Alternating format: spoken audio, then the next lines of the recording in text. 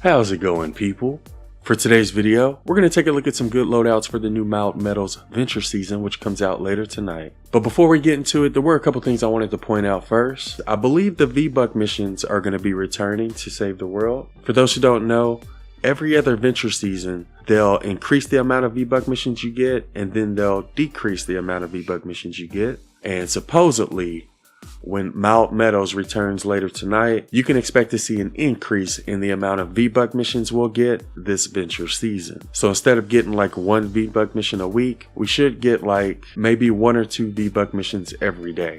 Sometimes you can get up to like 3 or 4 or 5 Vbuck missions. Another thing I wanted to mention before we get started is Epic Games is aware of the performance issues. Here's what they posted on Reddit. Apparently getting close to a radar can cause performance issues, getting close to the frisbee launcher, getting close to a survivor or doing the survivor's mission, getting close to an orb, storm chest, or any other type of encounter can cause FPS drops. And elemental husks spawning from patrols can also cause lag and save the world. Basically, it's the UI that's causing the performance issues, and apparently it's not easy to fix. But just wanted to give y'all a heads up that they are aware of it, and they're also currently working on fixing it. And the other announcement that came out a couple of days ago was in regards to Flingers. In the last video, I wasn't sure if it was a bug or if it was intended, but according to this post, it looks like the Flingers are supposed to be able to throw Husky Husk. It says here that they are intended to be able to throw Basic Husk, Husky Husk, Pitchers, Beehive Husk, Zappers, and Nurses. So that was not a bug, that was intended. Apparently, Flingers were supposed to throw those different types of Husk all along, and nobody at Epic Games noticed it until recently. But that's not the only news we got in regards to Flingers. Apparently, there's also a chance they could buff the anti-airs to counter the changes that were made to the Flinger. They haven't confirmed that they will buff it, but it has been brought to the devs' attention.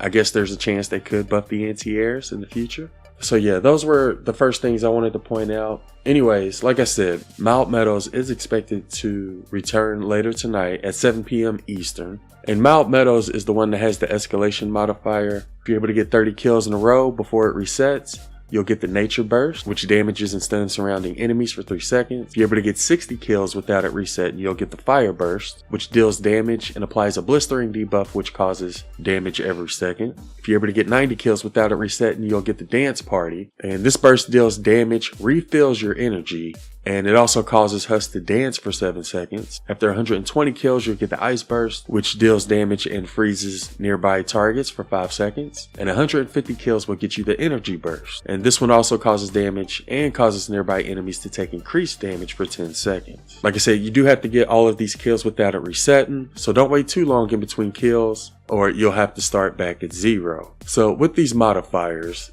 I'm going to be honest, it really doesn't matter what loadout you use. The main thing you're going to want to do is just try to keep your kills going without it resetting. A couple of loadouts that are good for getting kills continuously are the Sub Commando Soldier with the Happy Holidays team perk, because it has such a short cooldown for your minigun. With this loadout, you can keep using your minigun without the eliminations resetting. That's going to help you get a lot of kills.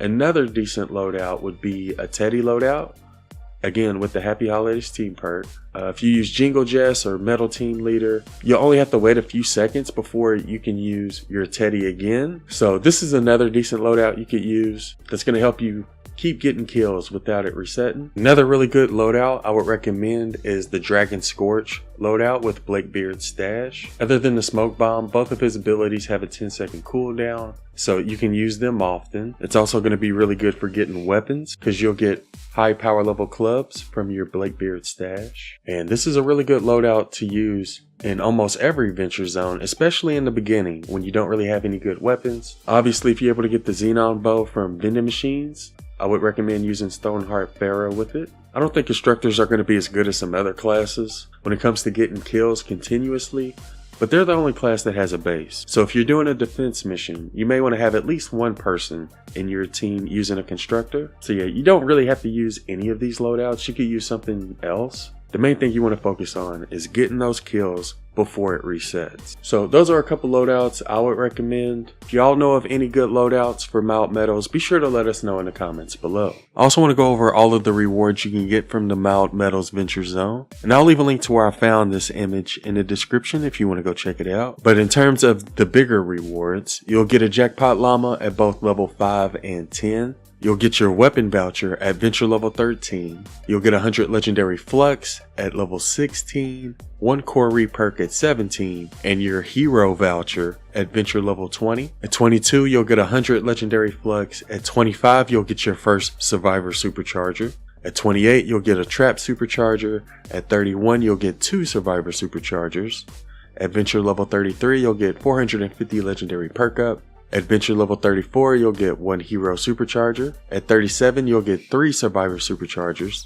At Venture level 40, you'll get a weapon supercharger. At 42, you'll get 4 survivor superchargers. Venture level 44 gives you 1 hero supercharger. Venture level 46 gives you 5 survivor superchargers. At 47, you'll get some more legendary perk up. At 48, you'll get a trap supercharger, hero supercharger at 49, and a weapon supercharger at Venture level 50. Again, I'll leave a link to this image in the description if you'd like to go check it out. Anyways, we're also supposed to get some war games challenges tonight as well. Not only will you get the daily challenges, but we'll also get weekly war game challenges, which gives event tickets, gold, banners, evolution materials, and perk up rewards. So if you're in need of tickets for the Lunar llamas, which will be returning, or if you need gold, or if you're missing out on some banners, then you'll be able to get it from the war games challenges that'll be coming out tonight and over the next few weeks. The Blockbuster quest line's also going to be returning tonight. That'll help you get carbide as a reward. Again, whenever you get carbide, you also get the underdog team perk, and this is the only way to get this team perk. Not only will you get carbide, you'll also get the cloak star as a reward from the Blockbuster quest line, and cloak star is going to give you the round trip team perk. And again, this is the only way to get this team perk. So if you're missing carbide and cloak star, you'll be able to get them tonight from the Blockbuster quest line.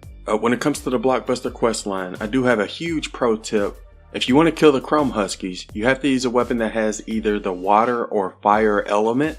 Otherwise, they'll just go into a down state and then stand back up after a couple of seconds. And if you want to get rid of the Chrome Husk entirely, then you and everybody in your lobby has to finish the Blockbuster quest line. And once you finish that quest line, you'll no longer see Chrome Huskies in the game. And like I said, Lunar llamas are going to be returning tonight as well. And those will include the Chinese New Year heroes. Well, except for Wukong. I'll leave a link to the Chinese New Year hero reviews in the description if you'd like to know more about them. And they can also give you Dragon's weapons. Yeah, in my opinion, since this is sort of an older weapon set and hero set, they're not really as good compared to some newer heroes and weapons. I guess some of the heroes could be useful, like Riot Response Kyle could be useful for a Plasma Pulse loadout. I guess Berserker could be a little useful if you plan on using a Shockwave loadout. But yeah, honestly, I don't really consider any of these to be like a top tier hero. Thunderstrike Mari's pretty decent, I guess, when it comes to melee loadout. If anything, you may just want to get them for your collection book. Well, Flash AC is pretty decent